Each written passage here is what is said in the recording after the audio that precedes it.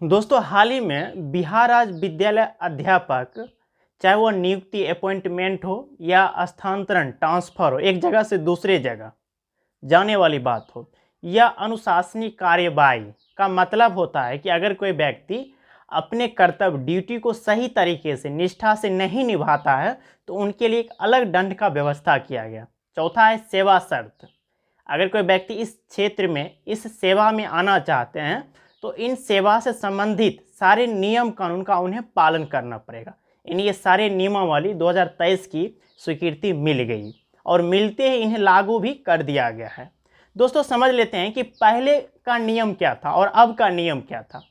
पहले शिक्षक की नियुक्ति नगर निकाय या ग्राम निकायों के द्वारा हुआ करता था, लेकिन अब शिक्षक की नियुक्ति एक आयोग के द्वारा किया जाएगा, चाहे वह बीपीएससी भी हो सकता है या राज्य सरकार के द्वारा गठित कोई भी आयोग हो सकता है। तो पहले जो नगर निकाय या ग्राम निकाय था उसको समाप्त करने का वजह क्या था, जो कि वह 2006 से ही शिक्षक की नियुक्ति करते हुए आ रहा था। यानी लगभग 17 वर्षों तक नगर निकाय और ग्राम निकाय के द्वारा शिक्षक की नियुक्ति होती थी, लेकिन अब उन्हें समाप्त कर दिया गया। इसका वजह क्या था कि होता था कि जो नगर निकाय या और ग्राम निकाय होता था, एक कैंडिडेट दर्जनों भर आवेदन कर देते थे, यानी 10, 12, 15 जगह आवेदन कर देते थे। काउंसलिंग के समय दिन वो कन्फ्यूजन में पड़ जाते थे कि किस जगह काउंसलिंग करवाए, ये भी एक समस्या थी। दूसरी समस्या थी कि जो लोकल ग्राम निकाय और ग्राम निकाय के द्वारा जो शिक्षक की नियुक्ति हुआ करती थी उसमें काफ़ी तरह से धांधली और गड़बड़ी आरोप देखने को मिलता था। इन सारे समस्या को अब समाप्त कर दिया गया। अब सिर्फ और सिर्फ एक आयोग कमीशन के द्वारा शिक्षक की नियुक्ति किया जाएगा, जो कि राज्य सरकार द्वारा या वह बीपीएससी भी हो सकता है या राज्य सरकार के द्वारा एक गठित कोई भी आयोग कमीशन हो सकता है। पहले दोस्तों था कि पहले सीटीईटी और बीईटी पास स्टूडेंट ही शिक्षक नियुक्ति के लिए आवेदन कर सकते थे, लेकिन अब ऐसा नहीं है।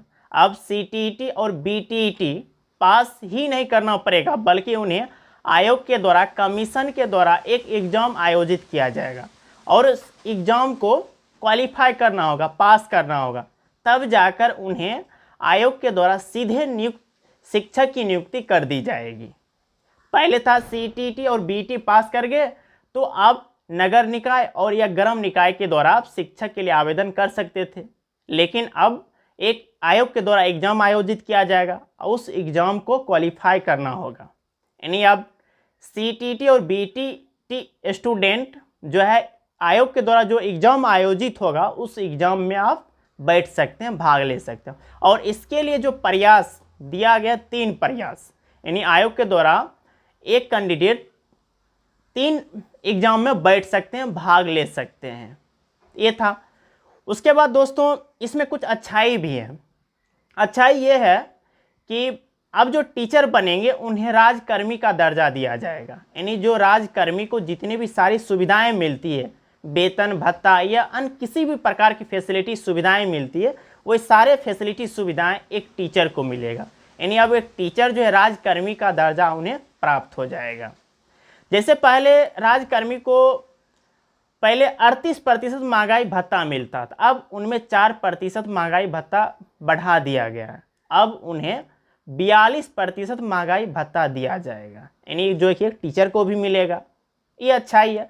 अब कह सकते हैं कि एक टीचर को योग्यता बढ़ गया।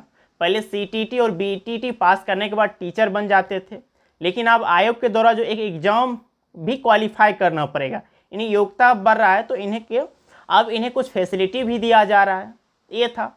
महिलाओं के लिए अच्छी बात यह है कि महिलाओं को क्लास 1 से लेकर 8 तक 50% रिजर्वेशन दिया गया, यानी 50% टीचर सिर्फ फीमेल टीचर होंगे, महिला टीचर बनेंगे, यानी 50% रिजर्वेशन हो गया क्लास 1 से 8 तक। वहीं क्लास 9 से 12 तक, 9 से 12 तक 35% यानी 35% उन्हें रिजर्वेशन आरक्षण दिया गया है।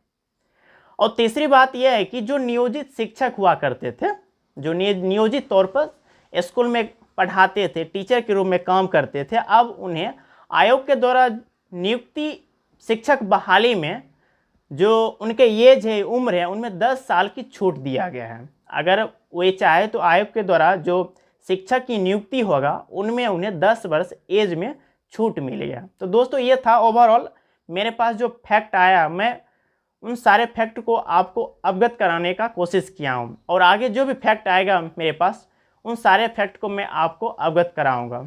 दोस्तों बस आज इतना ही, फिर नेक्स्ट वीडियो मिलते हैं, तब तक के लिए धन्यवाद।